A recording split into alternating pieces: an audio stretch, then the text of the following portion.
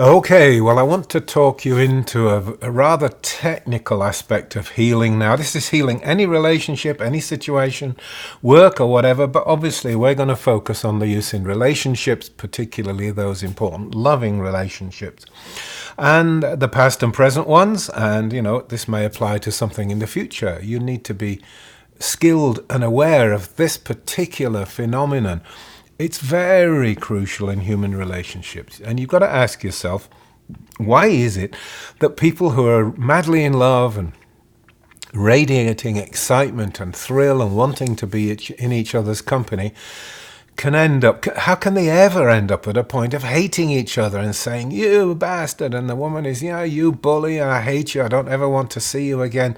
And then they go to their friends, and she's such a bitch, and he's such a bully, and he did all these bad things, and she did bad things.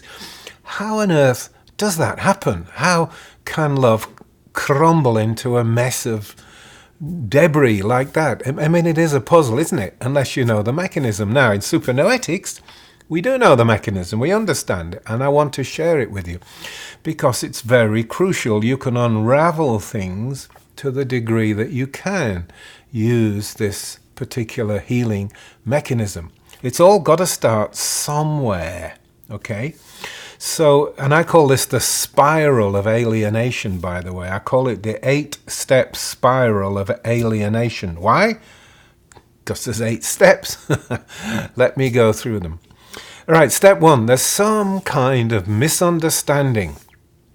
It can be innocent, simple. It can be based on a written word or a frown, a look, a gesture, something that was said, something that was not said. There's just some kind of misunderstanding creeps in.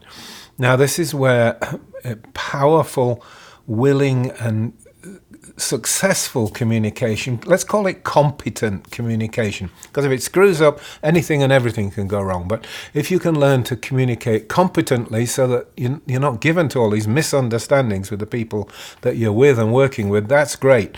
But face it, this is common, and people they don't communicate so good, and so misunderstandings creep in. We know that. I mean, this is nothing new. You know that misunderstandings creep in life everywhere and in relationships. But what happens from there? It leads to a kind of sense of alienation. There's a little sort of cut, not necessarily chopped completely. I mean, that things can very rapidly escalate like that. Somebody says something they shouldn't. All right. You filthy beast, I don't ever want to talk to you again. It's done through all 8 steps in one go.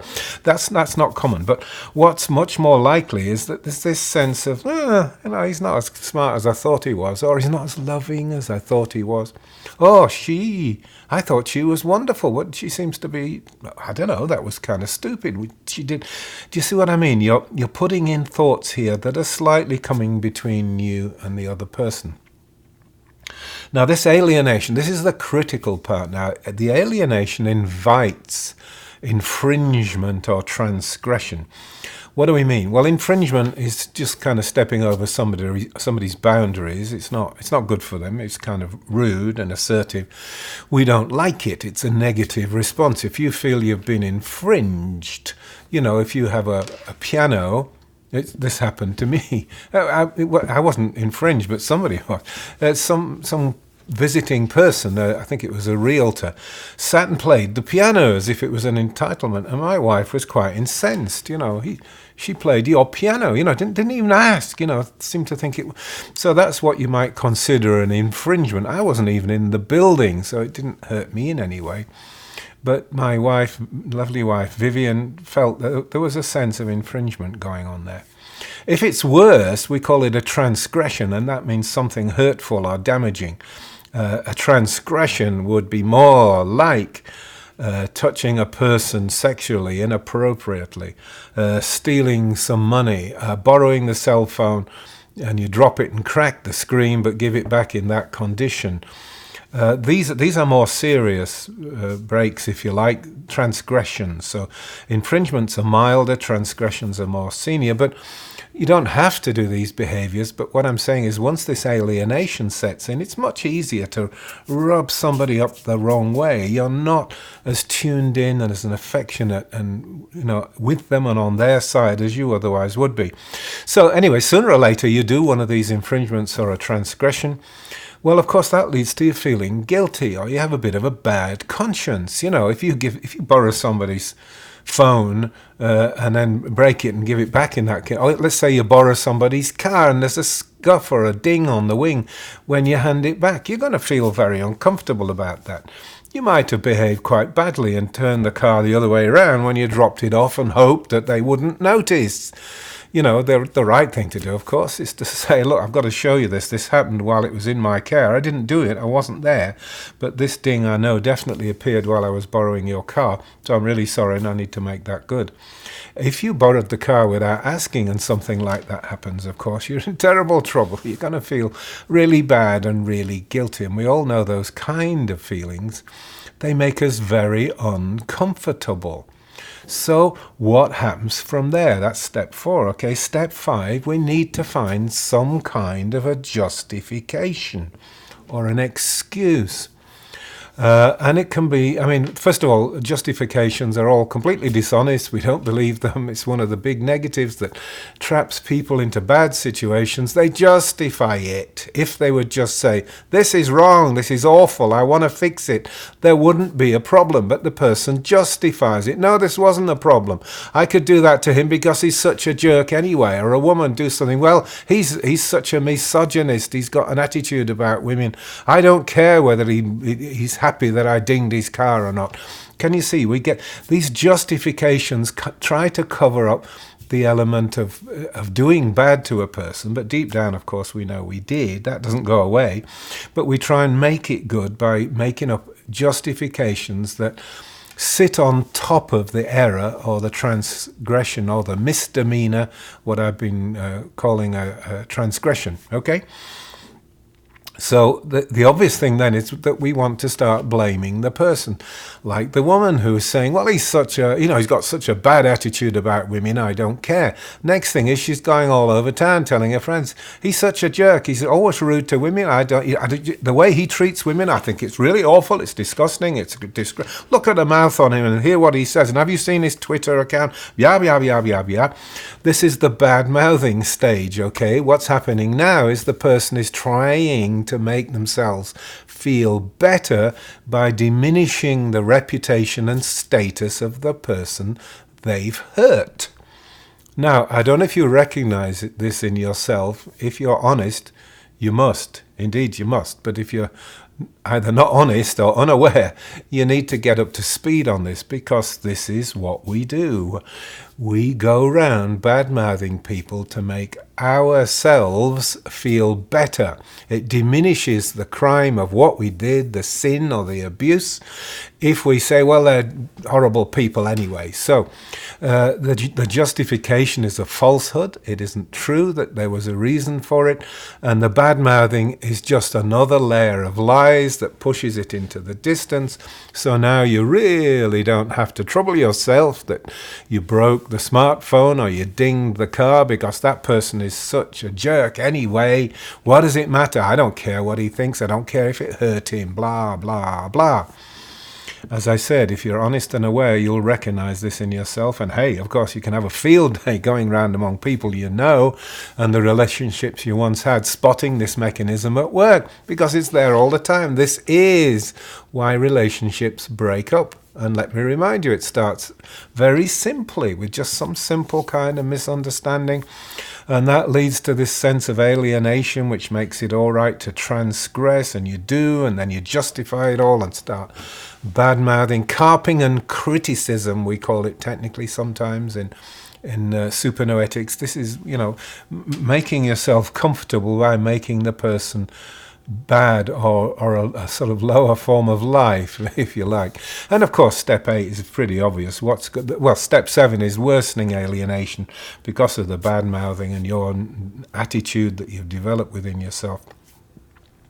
The next step is separation. I don't like this jerk. I don't want to be with him anyway. And so you need to understand that this affects you as well as affecting the person, and you're part and parcel, and you're a player. But you need to understand the mechanism, because otherwise you get yourself trapped into it. Okay, and pretty soon the guilt, the guilt and the feeling that you've done something wrong somewhere will begin to grow inside you. So it's a very negative effect on you, the person, as well. You can't lay it all on the other person and logically expect to get away with it. You're a player. You're a participant. Now, what's the reverse of this? How are we going to use this to heal? Well, one of the things you've got to do is start reversing the process. If you are separated, or you're trying to help a couple who are separated, you need to have them look at this, the final steps. Been bad-mouthing? What justifications were you using? What justifies that sort of bad talk and bad-mouthing a person? And then we follow. This can be professional quality of life coaching, or it can be professional piloting, as we call it in cybernetics. If you've been trained as a coach, you can give it a go. If not, try it for yourself. But the killer question comes next. What did you do that contributed to this situation? What did you do that you shouldn't have? What did you do that was not defensible? What did you do that you were ashamed of and couldn't tell the other person? And there's something there of that sort because the person has the justifications running. Now, what happens, like I said, the bad-mouthing kicks in. What did you do? Well, he was such a bastard. No, what did you do? Not what did he do? I don't care he stole the church funds and ran off. I don't care he screwed some other woman. What did you do that you shouldn't have and was contributory to this situation? And until the person spits it up, I'm afraid it's not going to work, like infidelity. It was him. He did it all. He went off with another woman. He was unfaithful to me. He broke the sacred marriage vow. He did all of these bad things. Yes, but what did you do in this situation? And don't forget, doing something can mean not doing something. So what did you do? And sooner or later, she's going to have to spit it out. Well, I was such a poor partner. He wasn't getting what he wanted. No wonder he went elsewhere.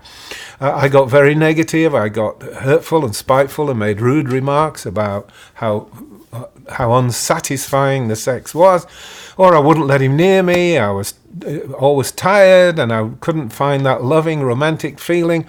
And I didn't care that he was suffering and feeling he was missing out on love and romance. I didn't care. I just said, go to hell, I don't want this anymore in our relationship. Once she spits that out, then trust me, in an instant, like a light switch flicked, she will stop criticizing the person. So then you can go back up a bit, right? And eventually you work your way back to the misunderstanding. You go through the alienation steps. The alienation might be, and I've used this infidelity as an example, but I hope you get it, because it can be anything, but the infidelity thing is extremely powerful. And if you use this kind of technique, it may not be necessary for a marriage or a relationship to break up.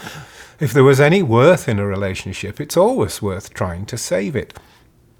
But sooner or later, you're back up to the point with this sense of difference and alienation where people, and ultimately the misunderstanding, which might sit on something, very proper and fair and square, like the husband wanted sex a lot more than the wife did, and that wasn't clear. Well, it was clear. In the courting relationship, they romanced and made love quite often, and the man reasonably thought, well, this will continue. And the woman was perhaps already thinking to herself, oh, thank God, when we get married, I won't have to keep this up just to amuse him. Or vice versa, of course. Don't forget that, women sometimes have a stronger appetite than the man. I mean, not necessarily a negative thing. Maybe the guy's older and, his desires have dropped off, and the woman is still youthful and vigorous and she wants it more often than he. This is where it's very important you share with each other. I've talked about this in one segment. You talk to each other about the exact things that you like and you need and the things that are of concern to you. You cannot logically and must not expect the other person to know what's going on in your head. You've got to tell them. But anyway, listen, this spiral, the 8-step spiral of estrangement, now I hope you understand why it is that people can go from being loving to bad-mouthing each other. And also you can see why reversing this sequence can actually be incredibly healing once the person has understood it. Listen, if you're going to help somebody, make sure they read that section in the book on healing a lifetime of love. They must read this section and understand it, because it is a mechanism, it's a sequence, it's what in supernoetics we call a thought structure, meaning, there are bits and pieces stuck together in a structure that actually sits in the mind, sits in the person's mind, and it does have a structure, and you can take apart this structure if you understand it. You can work with it if you understand it. If you don't know it, frankly, you're screwed. So that's why it's in my Healing a Lifetime of Love program, because you need to know, you need these skills. And as I said, I hinted at the beginning, it can apply at work and in other situations, not just in romantic sexual love and that kind of relationship. Now, of course, it can be very tough to own up. That's one of the toughest things in life, is owning up. Yes, I did not behave well either, and I'm really sorry. It can, there's an Elton John song, sorry seems to be the hardest word, and it is.